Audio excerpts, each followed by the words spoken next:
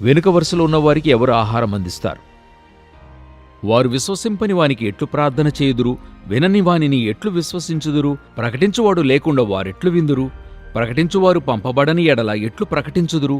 ఇందు విషయమై ఉత్తమమైన వాటిని గూర్చిన సువార్త ప్రకటించువారి పాదములెంతో సుందరమైనవి అని రాయబడి ఉన్నది. రోమా 10:14-15.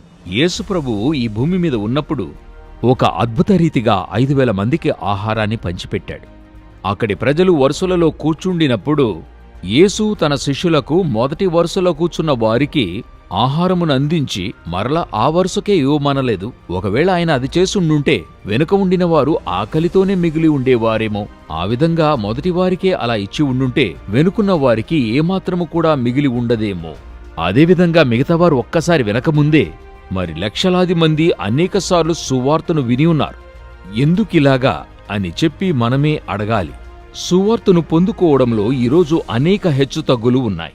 అమెరికా వాసులకు తమ జీవితములో అనేకసార్లు వినే అవకాశముంది. ప్రపంచములోని 3వ వంతు ప్రజలు ఇంకా సువార్తను ఒక్కమారైనను స్పష్టంగా వినలేదు.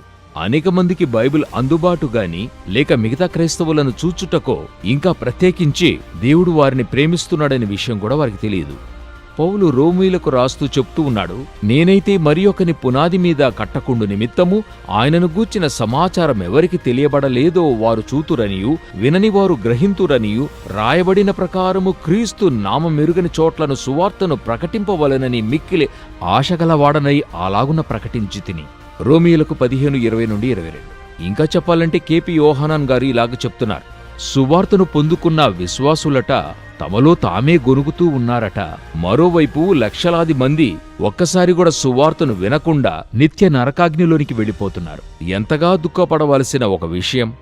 వెనుక వరుసలో కూర్చున్న వారికి ఆహారమును అందించడానికి ఏ నడవడిక తీసుకుంటున్నారు? ఒక బాధ్యత కలిగిన విశ్వాసిగా వెనుక వరుసలో ఉన్న వారికి బాధ్యతారహితముగా ఆహారమును అందించే వారిని దేవుడు ఎదురు చూస్తున్నాడు. మీ ఆత్మను మేలుకొలిపి దేవుడు మిమ్మలను ఆశీర్వదించునుగాక.